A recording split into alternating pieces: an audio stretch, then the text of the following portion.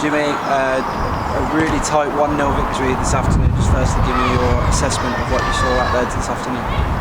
There's not a lot really to assess. It was a poor game quality-wise, just in general from start to finish really. But it was decided with a moment of quality. And obviously Dylan's cut in from the left and put it in the top corner, and that's the moment of quality ultimately. Probably good enough to win most games, but especially good enough to win today. There's not a lot to dissect, if I'm being totally honest. What I will say is we knew coming into the game that the set pieces were going to be massive. Their long throw, they'll get the ball into the box at every single opportunity, and we had to stand up to that test. And I thought in a really poor game, I was delighted with that. I thought we were poor in the first half in general, outside of the set pieces, outside of dealing with the set pieces, and I told him that at half time. And to be fair to him, second half I can think Shakwitz gets in on the left hand side and there's half a chance, but I thought we defended our box really well, and then like I say, once one team got ahead in the game, it was always going to be difficult for the opposition to then get anything out of it, and that it proved to be the case. And obviously the last couple of weeks you've been speaking about set pieces and trying to defend them better, and obviously you must be really proud of that today, that nitty-gritty performance that eventually got you over the line to get those 3 points. Yeah, it's crazy because we deserved more out of Mikolova and House Owen. Probably today, I mean, I'd take the one piece of quality down that end out of the game. I think 0-0 would have been fine for both teams, but the big thing for me was the defending of the set pieces. We'd spoken about it. We've done some work on it towards the back end of the week, and it was pleasing. It was pleasing because I don't really think there were too many moments that really scared me. It's hard. It's hard to deal with those set pieces. There's always going to be moments where it bounces, it bubbles, but we were there this time rather than being.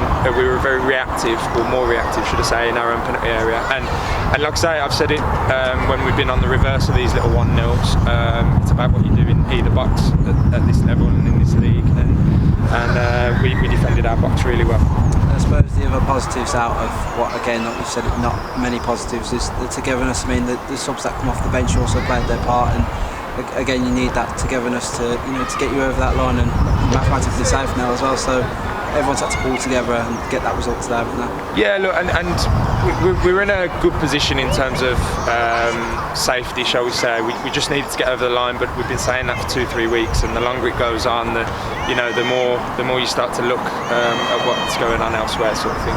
We're over the line now, and it was the same. I've said it the whole time, and it's probably the biggest thing that I've learned since coming into management is I need the bench. I need them just as much as the boys that are on the football pitch, because, like, for example, today I make changes to try and expose them maybe on the counter-attack, but then shut out the game, and I need those options. They're just as valuable to me, and I've just said that to them in there, because when you look back through the weeks, when we've had a strong bench to call upon, it's made a huge difference, and I don't think it should be underestimated. Players are always disappointed to be left out. That's normal. I was when I was a player, but they really need to value their role within the group.